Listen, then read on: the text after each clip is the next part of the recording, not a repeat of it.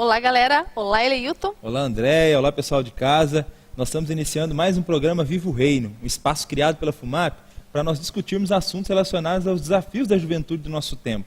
Cada programa, nós temos convidados para discutir os temas propostos. Gente da área, gente com o evangelho na cabeça, porque aqui nós sempre seremos desafiados a usar a lente do evangelho para entender as realidades da nossa vida. O programa é semanal e a cada mês nós temos uma temática diferente. Está no ar o programa Viva o Reino.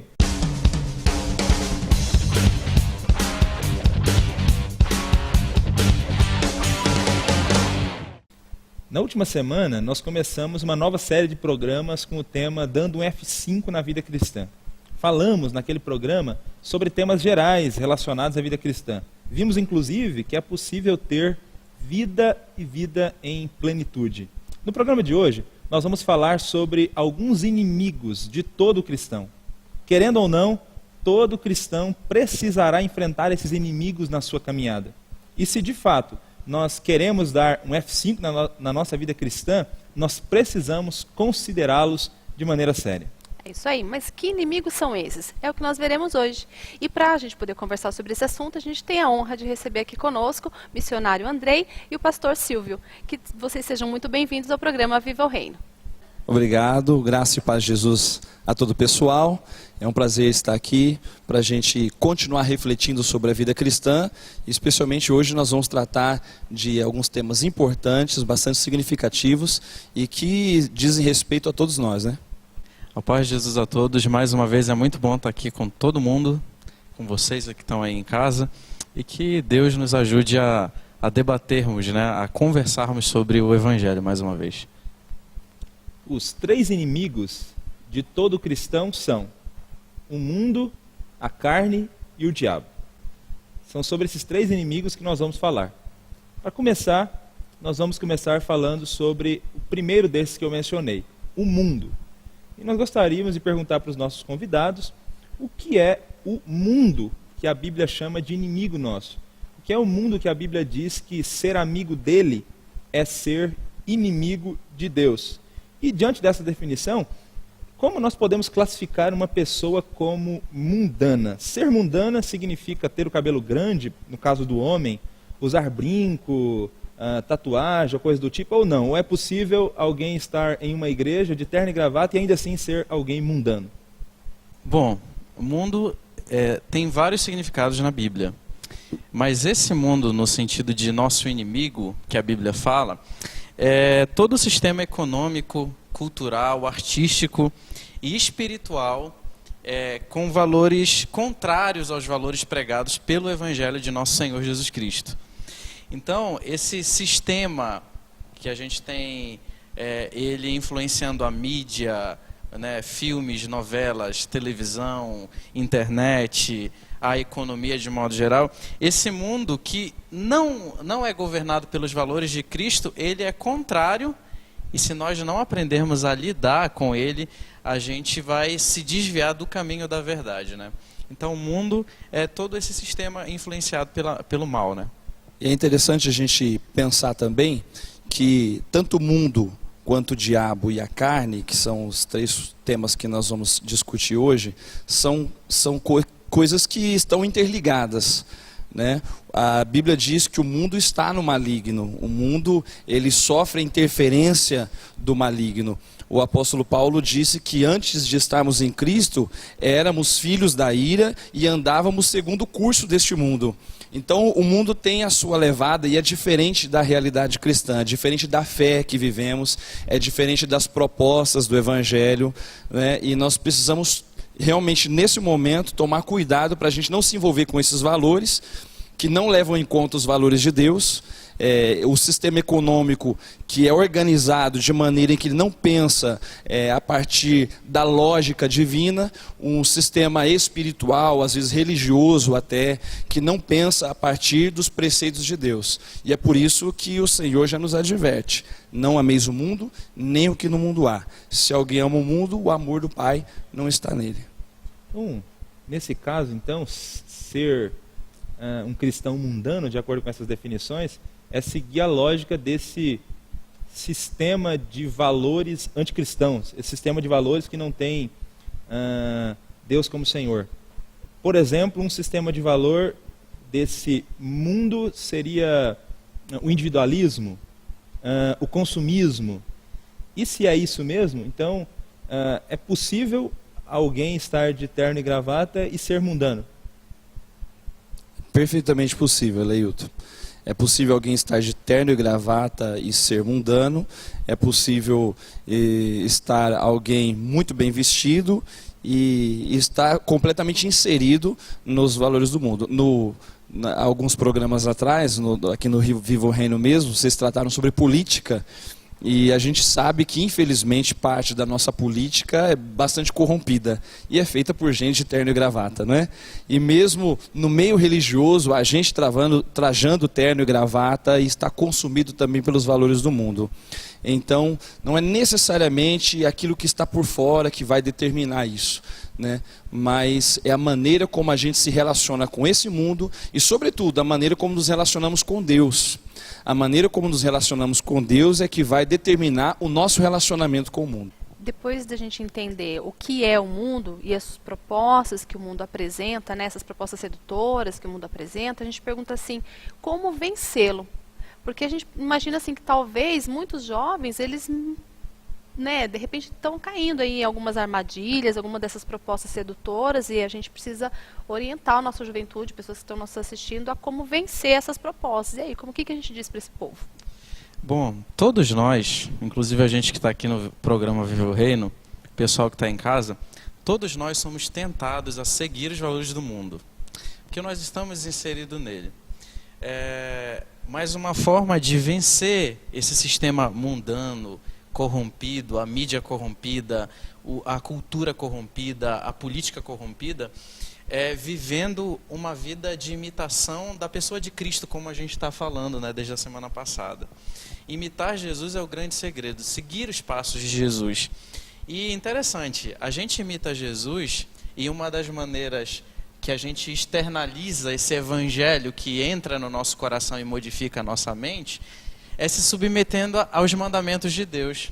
A vida de Jesus foi uma vida completamente legal, né? Por quê? Porque todo o comportamento de Jesus era um comportamento baseado, motivado pelo amor, mas baseado em viver a lei de Deus. Ele ia no sábado fazer a vontade do Senhor, mas não se limitava a uma vida ritual. Tanto que o sábado de Jesus, por exemplo, só para dar um exemplo, o sábado de Jesus era algo em que ele desempenhava boas obras além do templo. Então a gente logo vence o mundo vivendo uma vida não só no espaço cultico, ritual, mas a gente vence o mundo vivendo esse evangelho em todos os lugares, né? Até porque não existe mais um lugar sagrado. O lugar sagrado é o nosso coração modificado pela presença do Espírito Santo. Então, nós devemos seguir as pisadas de Jesus. E é interessante isso que o André está dizendo sobre ter prazer nessa vontade de Deus, né?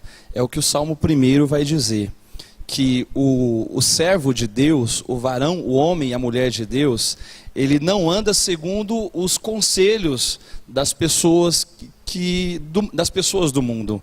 Ele não segue os valores do mundo, né? Pelo contrário, o prazer dele está nas coisas de Deus. O prazer dele está na palavra de Deus, está no evangelho, está na graça de Deus, e é isso que vai proporcionar a ele, dar condições de resistir bravamente ao mundo. O apóstolo Paulo também escreveu aos Romanos, no capítulo 12, para não nos conformarmos com este mundo, não nos ajustarmos a ele, né? Não entrarmos na forma do mundo, mas permitirmos que a nossa mente seja renovada, transformada, segundo os valores de Deus, e aí a gente vai experimentando a vontade de Deus. E ele diz que a vontade de Deus ela é boa, é agradável e perfeita.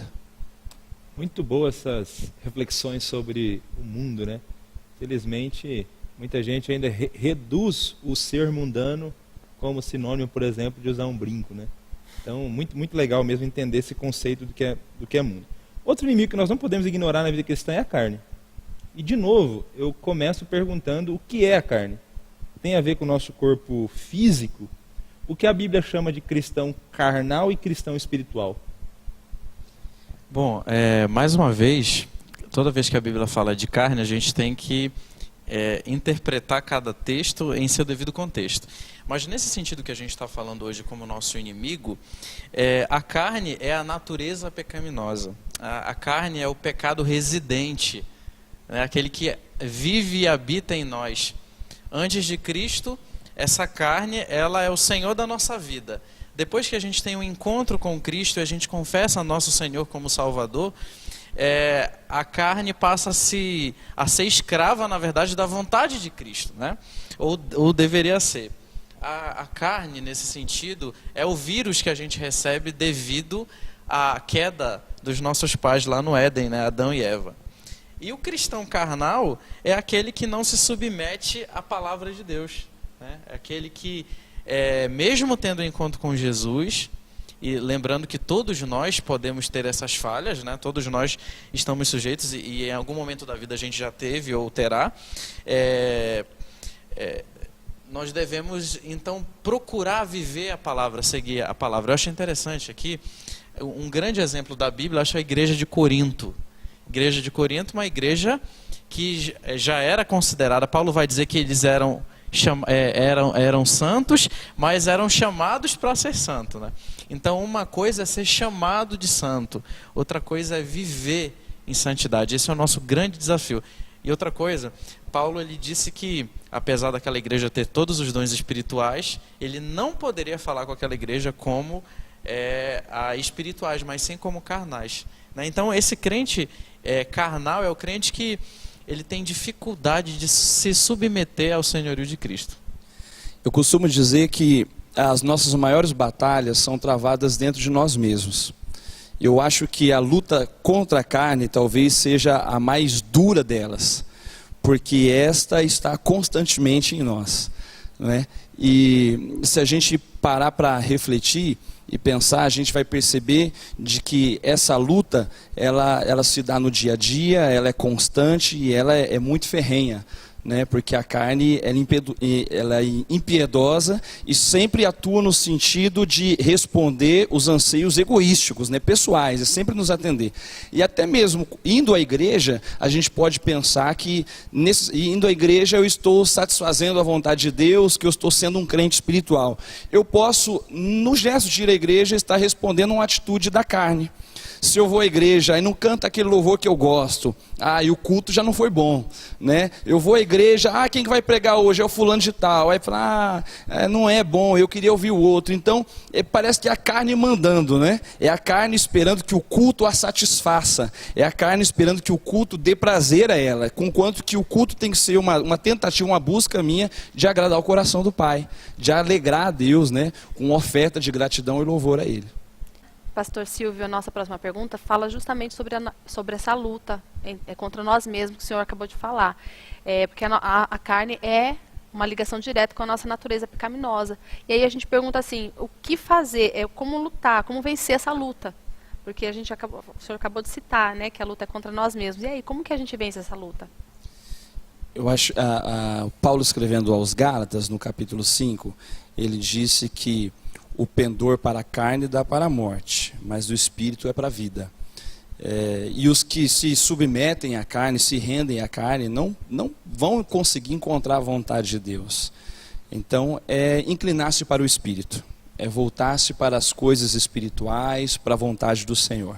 Eu acredito que o Andrei pode dizer um pouco mais sobre isso, mas eu acho que a gente caminha por aí, parte daí, né? Por esse inclinar, esse pendor para o Espírito Santo. Eu creio que Romanos 7 é um texto clássico para falar da luta que acontece em todos nós, né? Paulo, ele fala de si próprio, mas se colocando como alguém que exemplifica uma luta que acontece no coração de cada cristão. Interessante que quando Paulo diz lá que ele faz aquilo que ele não queria fazer, ele entende que a lei é boa.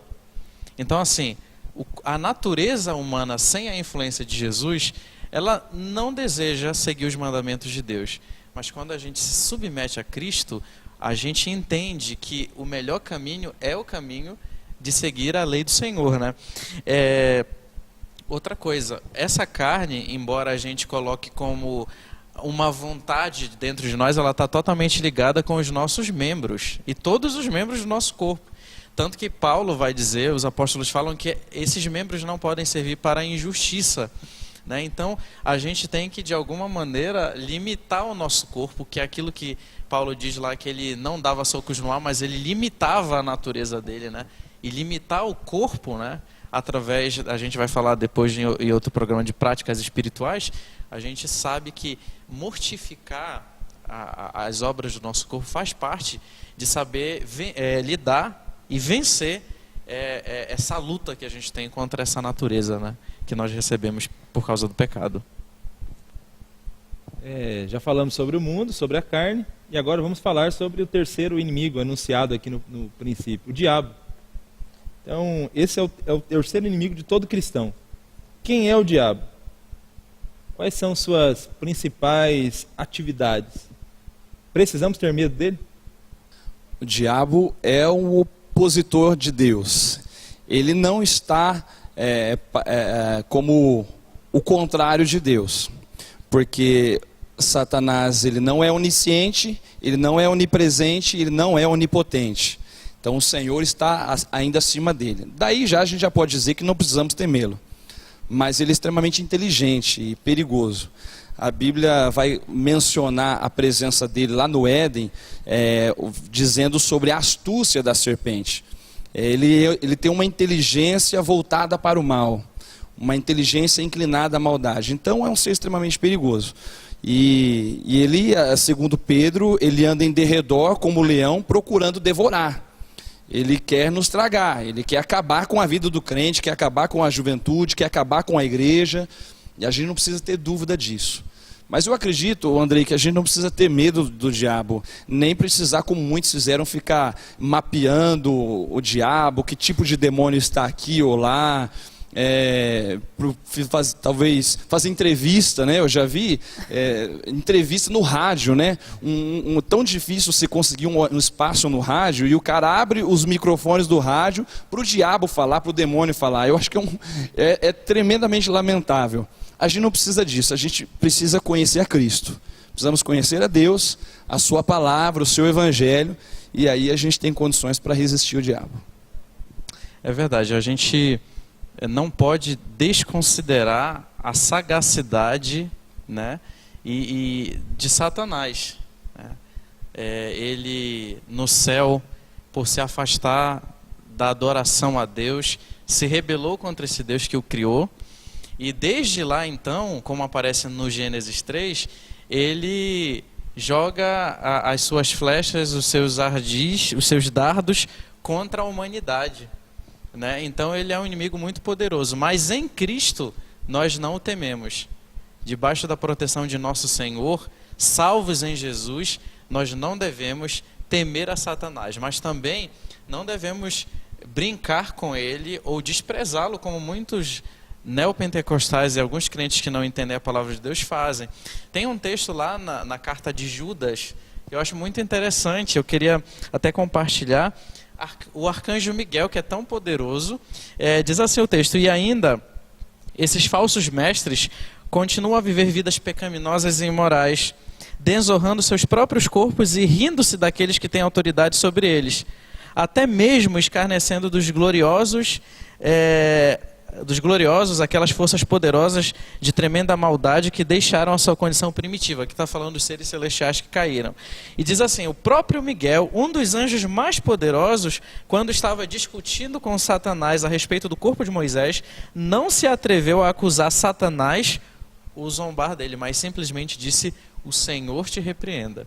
Então, se Miguel, que é um ser celestial tão poderoso, teve consideração de dizer que o Senhor que repreenderia Satanás, não somos nós, seres limitados, que vamos debochar dele, mas vamos considerar os seus ardis, confiando no poder do nome de nosso Senhor Jesus Cristo, que pode vencer Satanás.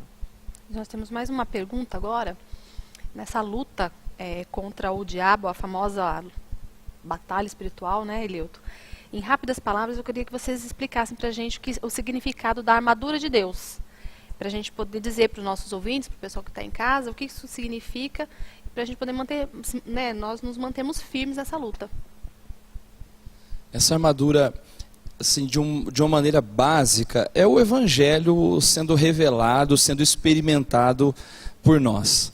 É a armadura de Deus, é a verdade, a couraça da justiça, é o Evangelho da paz, é a salvação, é a fé como escudo. Né? Então, a partir do momento que nós nos apropriamos do Evangelho, das verdades do Evangelho de Cristo, das promessas dele, das bênçãos de Deus recebidas no Calvário por Cristo, nós estamos tomando posse dessa armadura. Eu sei que o Andrei tem com um pouco mais de detalhes aí, toda essa armadura, né, Andrei?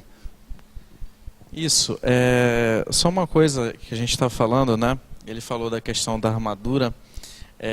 No último programa a gente falou de sofrimento, e a gente estava conversando com o pastor Silvio, que nós de maneira alguma falamos alegremente que nós vamos sofrer.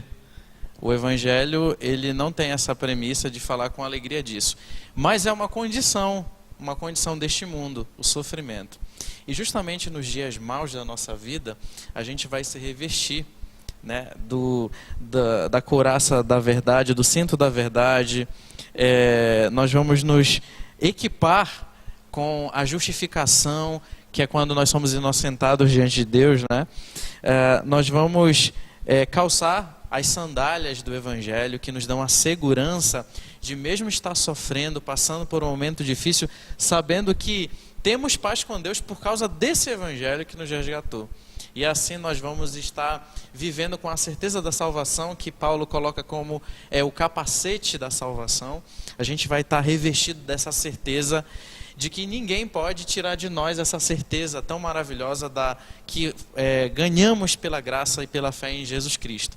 E atacaremos, né, com a espada do Espírito, que é a palavra de Deus. Ou seja, Satanás não pode nos fazer pensar que não somos filhos de Deus. Porque Paulo disse que ainda que todas as coisas aconteçam na nossa vida, que a gente passe por nudez, perigo, espada, nada disso nos separa do amor de Deus. E quando a gente se veste com essa armadura de Deus, a gente então consegue passar por esse dia mal de uma maneira vitoriosa, né? Isso é batalha espiritual.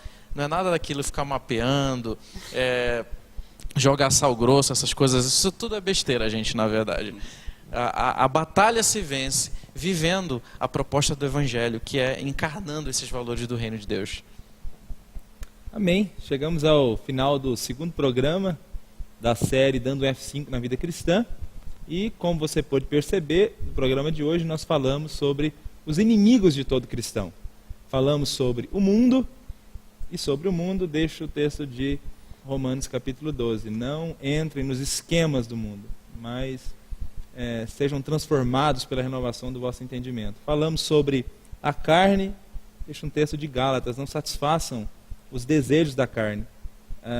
Talvez, como foi dito aqui por um dos nossos convidados, a carne seja o inimigo mais feroz, porque lutar contra a carne é lutar contra nós mesmos. Esse texto de Gálatas mostra que os desejos da carne, eles aparecerão. O nosso grande desafio é não satisfazê-los. Sobre o diabo, texto de Tiago: resistir ao diabo e ele fugirá de vós. Então é isso, que Deus o abençoe. Nós chegamos ao final desse programa e te esperamos na próxima semana para mais um programa Viva o Reino, da série Dando F5 na Vida Cristã. Até mais. É isso, Andréia? É isso aí, Eliilton. Tchau, gente. Obrigado, pessoal de casa, pessoal do Progeáudio, nossos convidados, pastor Silvio, missionário Andrei, que Deus abençoe cada um de vocês. Até lá, gente. Tchau. Goodbye.